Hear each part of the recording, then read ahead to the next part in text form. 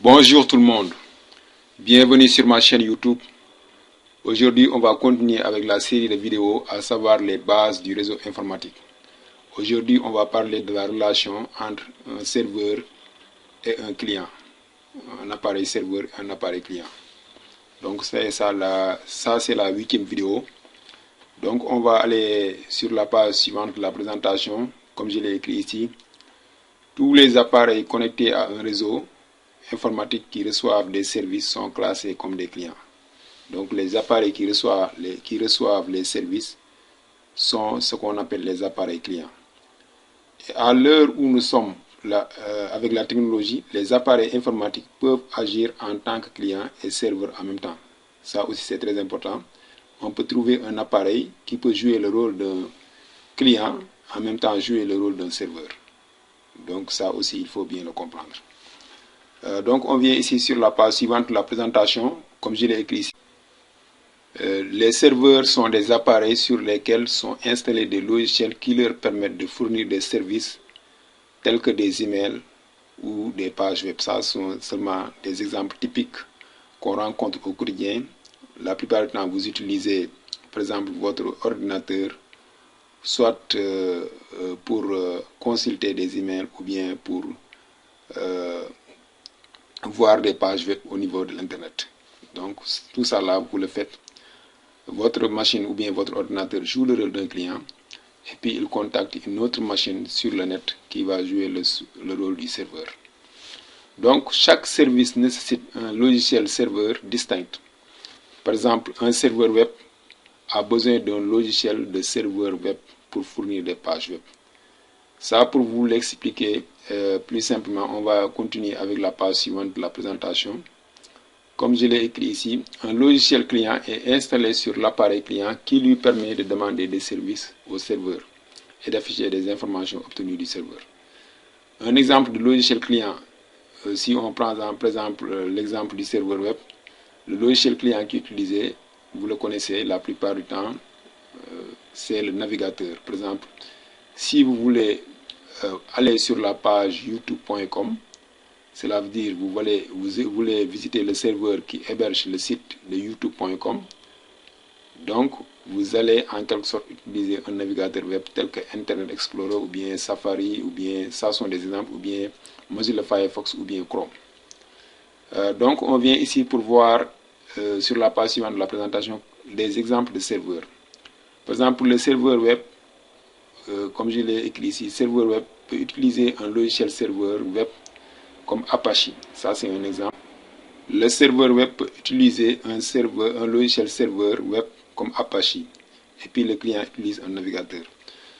Tout ça là, c'est téléchargeable sur Internet. Par exemple, si c'est le serveur Apache, vous pouvez aller... Attends, je vais essayer d'ouvrir Mozilla Firefox comme vous le voyez ici. Vous allez sur un navigateur, vous tapez Apache. Et puis même votre machine, vous pouvez installer Apache. Vous voyez Apache Web Server, ça c'est en anglais. Apache Web Server. Et puis vous pouvez télécharger ce logiciel et votre machine peut devenir en quelque sorte un serveur web avec d'autres configurations que vous allez faire. La machine ou bien votre ordinateur peut devenir un serveur web. Donc ça c'est un exemple de logiciel de serveur web. Pour le navigateur, vous le connaissez, la plupart du temps, avant d'utiliser un navigateur, il faudra le télécharger, à moins que le navigateur vienne par défaut avec l'ordinateur. Donc ça, je pense que aussi vous le comprenez. Pour le serveur fichier, c'est ce qu'on appelle en anglais file server. La plupart du temps, on appelle ça ou bien FTP server. Utilise un logiciel serveur comme FileZilla pour garder des fichiers.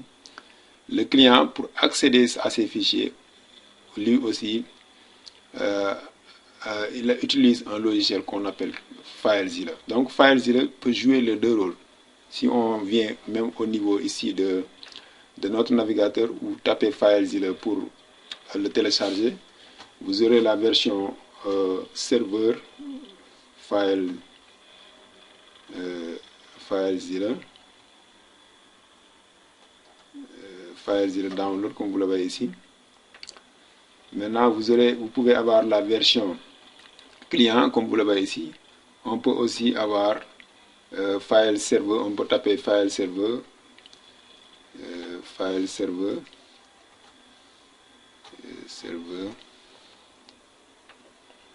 file server download. Vous pouvez avoir aussi file server, vous voyez, pour Windows ou bien file server pour Linux et tout ça là. Donc file server, c'est un logiciel qu'on peut installer. La version serveur, on peut l'installer au niveau d'une machine, d'un appareil qui joue le rôle d'un serveur. Tandis que la version client aussi, on l'installe dans l'appareil qui joue le rôle d'un client. Donc ça, je pense que vous le comprenez. Pour le serveur email, j'ai écrit ici, ça utilise aussi un logiciel serveur email. Un exemple typique qu'on rencontre aussi au quotidien, c'est le serveur email de Microsoft Exchange Server. Ça aussi, vous pouvez l'installer au niveau d'une machine pour qu'il joue le rôle d'un email serveur. Et puis le client aussi utiliser un logiciel. Comme exemple ici, j'ai pris le logiciel de Microsoft Outlook. Vous pouvez l'installer aussi au niveau de votre appareil pour qu'il joue le rôle d'un client email. Donc ça, je pense que vous le comprenez aussi. Donc on va essayer de venir ici sur Packet Tracer pour essayer de mettre en pratique tout ce que je viens de vous expliquer sur la présentation. On va continuer notre démonstration en utilisant notre routeur domestique, à savoir le routeur Wi-Fi, par exemple qu'on a à la maison. Ça c'est un routeur Wi-Fi. Ce routeur Wi-Fi est un appareil, comme je l'ai déjà expliqué, qui joue le rôle d'un DHCP serveur. Parce que lui, il attribue des adresses IP aux machines, par exemple aux appareils qui vont se trouver sur le réseau local. Par exemple, si on a ici deux appareils, on a ces deux ordinateurs qui se trouvent au niveau local, ils peuvent leur fournir des adresses IP parce que lui, il joue le rôle d'un DHCP serveur. Ces machines aussi, ils ont ce qu'on appelle un DHCP client, ou bien un logiciel DHCP client qui est déjà installé avec la machine. C'est ce DHCP client qui leur permet en quelque sorte de pouvoir demander ces services DHCP au niveau de ce DHCP serveur qui n'est rien d'autre que le routeur. Le routeur aussi joue le rôle d'un DHCP client parce qu'au niveau de son port, qui est le port, par exemple ici, quand on regarde ici, c'est le port où c'est écrit Internet. Le port où c'est écrit Internet. Au niveau de ce port, ce port sera branché avec le fournisseur d'accès Internet. Ça, je vous l'ai déjà expliqué. Et puis, c'est le fournisseur d'accès Internet qui va donner une adresse IP via DHCP au niveau de ce port. Il y a trois options de configuration, mais la plupart du temps, le port peut obtenir son adresse IP. Ce port qui se situe du côté qui se connecte sur Internet, ce port, en quelque sorte, la plupart du temps, obtient sa configuration IP via le DHCP serveur qui nous a été fourni par le fournisseur d'accès Internet, ou bien le ISP en anglais. Donc ici, on peut prendre un serveur pour faire cette simulation que je viens de vous montrer. Ce serveur-là, on va essayer de le configurer. On va aller sur IP configuration. Je vais utiliser une adresse IP publique, par exemple, à savoir le 254. Ça, c'est l'adresse que je vais donner au serveur DHCP, à ce serveur. Ce serveur-là, comme j'ai oublié de vous mentionner, de vous expliquer ça pour que vous puissiez le noter, au niveau d'un PAX, par exemple, d'une machine ou d'un ordinateur qui joue le rôle d'un serveur, cette machine peut jouer plusieurs rôles de serveur. L'exemple typique que je vais vous montrer ici, quand on vient ici sur là où c'est écrit service, vous voyez que ce serveur-là peut jouer le rôle d'un web serveur, parce qu'on voit ici le protocole HTTP. Il peut jouer le rôle d'un DHCP serveur, il peut jouer le rôle d'un file serveur, cela veut dire TFTP. Il peut jouer le rôle d'un DNS serveur, cela veut dire pour faire la traduction des adresses IP, des noms en adresse IP. Il peut jouer le rôle d'un syslog serveur, ça c'est pour en quelque sorte contrôler les appareils réseau. Il peut jouer le rôle d'un triple A serveur, cela veut dire c'est assez pour sécuriser le réseau. Il peut jouer le rôle d'un NTP serveur, cela veut dire c'est pour en quelque sorte synchroniser le temps au niveau des appareils réseau qui se trouvent sur le réseau. Il peut jouer le rôle d'un email serveur et il peut jouer aussi FTP, c'est aussi le rôle d'un serveur de fichiers. Donc, grosso modo, c'est ça. Donc, nous, ce qui nous intéresse pour tous ces services-là, c'est le service DHCP. On va essayer rapidement de configurer le pool, l'adresse IP qui va, le service DHCP au niveau de ce routeur. On va dire qu'il va commencer start IP address pour donner des adresses IP au niveau du réseau. Et on va commencer par l'adresse IP 200.1.1.1 et puis avec le masque par défaut qui n'est rien d'autre que le 255.255.255.0. Maximum number de users, on peut mettre ici 50 pour être simple. Et puis on va dire save. On va enregistrer le changement ici. Maintenant, qu'est-ce qu'on va faire au niveau de... on va essayer de brancher sur le côté, comme je vous l'ai dit, sur le port qui est le port qui s'appelle Internet. On va le brancher sur notre serveur. Donc ce serveur-là, je vais essayer de l'appeler, par exemple, serveur ASP, cela veut dire le fournisseur d'accès, le serveur du fournisseur d'accès. Parce que ça, c'est dans la vie réelle, c'est comme ça que ça se passe. ASP serveur. ASP serveur. Je vais le mettre en anglais. Voilà, ASP serveur. Donc, ça, c'est notre routeur Wi-Fi. Donc, au niveau de ce côté, lui, il va contacter en quelque sorte le serveur qui nous a été fourni par le fournisseur d'accès et pour obtenir l'adresse IP qui va permettre à ce port de se connecter sur Internet.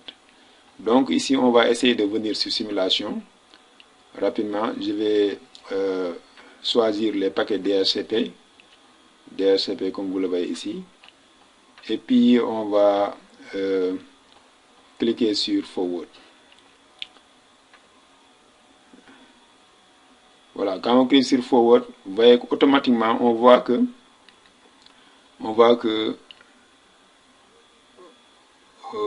le paquet est parti, mais le DHCP serveur n'a pas accepté ce paquet.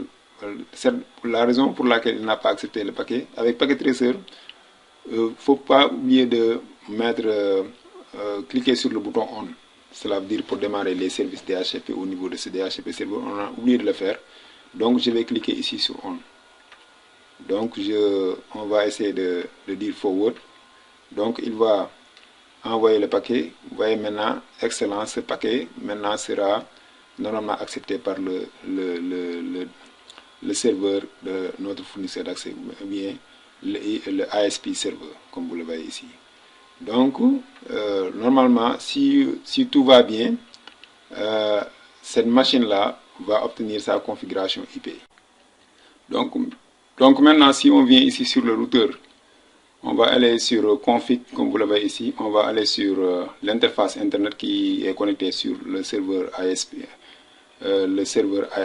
ASP ou bien ISP. Vous voyez, on voit bel et bien que cette interface ou bien ce port-là a obtenu l'adresse IP qui est le 200.1.1.1 parce que c'est ça qu'on a configuré au niveau du DHCP serveur, comme vous le voyez. Donc ici, on peut conclure pour dire que votre routeur qui est à la maison, il joue les deux rôles. Du côté de Internet, pour obtenir son adresse IP ou bien sa configuration IP, il joue le rôle d'un DHCP client parce qu'il va contacter le fournisseur d'accès pour qu'il puisse obtenir sa configuration IP qui lui permet de se connecter sur Internet. Tandis qu'au niveau du réseau local, il joue le rôle du DHCP serveur parce que c'est lui aussi le routeur qui va donner à ces machines-là qui se trouvent sur le côté gauche leur adresse ou bien leur configuration IP, ou bien leur adresse IP ou bien leur configuration IP. Donc aussi pour vous montrer ça, on va essayer rapidement de venir sur simulation. On va essayer de choisir DHCP encore. Et puis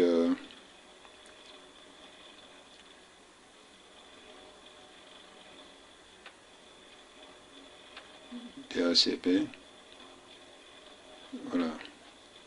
Maintenant, on va brancher les deux machines au niveau du routeur sur les ports qui se trouvent sur le réseau local. Ça, ce sont les ports qui se trouvent sur le réseau local. Voilà. Et ce port-là qui se trouve aussi sur le réseau local. Donc, excellent. Donc c'est ça. Maintenant, on va donner un peu de temps pour que les deux lampes là s'allument. Quand c'est ouvert, on va essayer d'ouvrir cette première machine.